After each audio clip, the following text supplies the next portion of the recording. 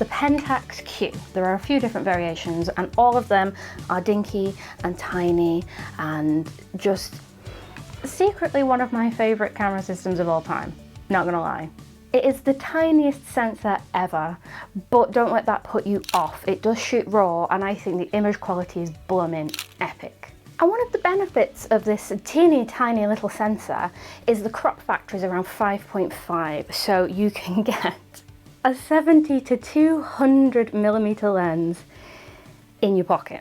So what lenses does it take? It has its own mount, which is the Pentax Q mount, and the lenses are labelled 1 to 8. I've been trying to catch them all, Pokemon style, and I've got 1 to 6 now, which I'm really, really happy with. So I'm going to go through those and show you what they can do. First of all, we have the number 1, the f1.9 prime, which is a 39mm full frame equivalent, which is very similar to the Ricoh GR3X, which I reviewed a few videos back. It's ideal for walkabout focal lengths and it's quickly becoming one of my favourite focal lengths, to be honest. I like a 40mm. I managed to find this one in this weird green colour. You can find all the different lenses in different colours and the cameras in different colours, so you can really have fun trying to mix and match. The number 1 is my go-to walkabout lens. I love the image quality from this and it's surprisingly decent in low light as well. Next we have the number 2, your standard zoom lens of joy. This is a 23 to 69mm, to be oddly specific, focal length, so your standard stock lens replacement. It's much less fast than the prime lens, but it does go a little bit wider. It's very, very fun and versatile. The camera is still nice and pocketable with this on it, so it sticks out a little bit, but for sort of the versatility that you get with this lens, I think it's great. If you're in good light and want a little bit more wiggle room with your shots, I recommend this one for sure. Number 3 is a fisheye. And it's so shiny and beautiful. Oh, look at that. It's such a nice piece of glass. And to get something so wide on such a sort of cropped sensor is pretty impressive in its own right. It's not the fastest lens in the world, but I do think it adds some versatility into the lineup. We have manual focus on this lens and you just have a near or far. 4 and 5 are the toy lenses. We have a telephoto one and a wide one. They're both manual focus, they're both like f8 or something, and honestly they're a little bit pants. Because the Pentax Q does have focus peaking, but it's not the best in the world, I find these quite hard to focus with. So I've basically only got these because I wanted to collect them. And then the crowning jewel of the lineup, the number 6, the 70 to 200 full frame equivalent, and it goes that big. That's it. 70 to 200 mil.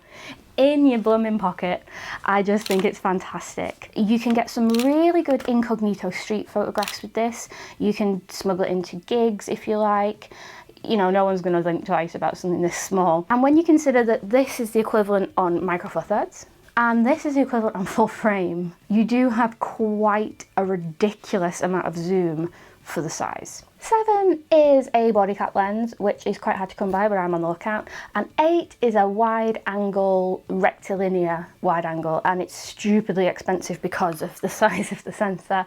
It must be a feat of engineering to get something so wide on this sensor. They retail for more than everything on this table, to be honest, so I may not get the 8 anytime soon unless I find a bargain. So those are the official lenses, but that's not the end of the story. You can also get extension tubes to get macro photography for days with the 5.5 crop. You can get fantastic macro shots with this camera. So let's get in to the innovations in this tiny, beautiful little body. And also, would it even be a review at this point if I didn't make a flash pop up?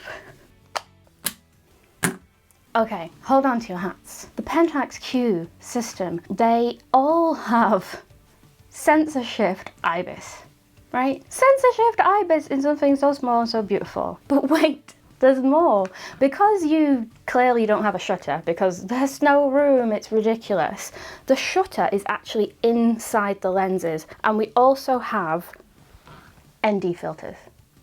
Actual built-in ND filters in the 1, the 2, and the 6. And I think those features really highlight that it's not a gimmick in the eyes of Pentax. I think it is a fully fledged camera system, just tiny. So here are some of my favourite images that I shot this week with the Pinktax. as someone on my Instagram named it, and as you can tell with the name of this channel, I do love a good pun. So change approved, the pink tax. These images are all edited with my Cityscape preset pack.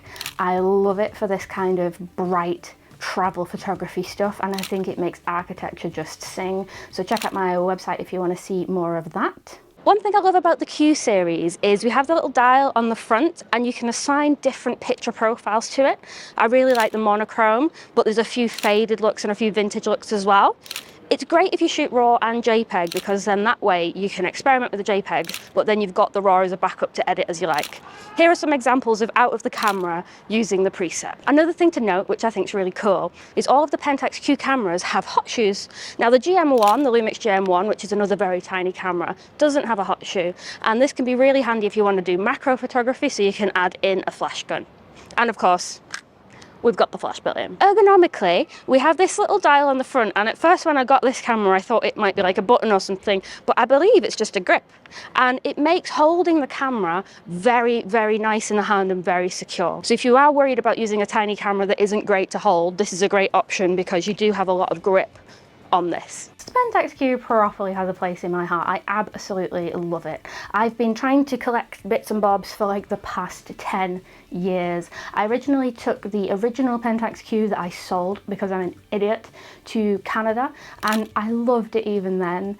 And then I got the Q10 and then the Q7. And if I find something that has a nice color combination, who knows? I might not stop there. If you are enjoying this series, check out the playlist on my YouTube channel, the Tiny Camera series, to see some more interesting cameras. And check out this video next, which is the DxO1, the tiniest camera I think I've ever reviewed, including this one. So it's very, very intriguing piece of tech.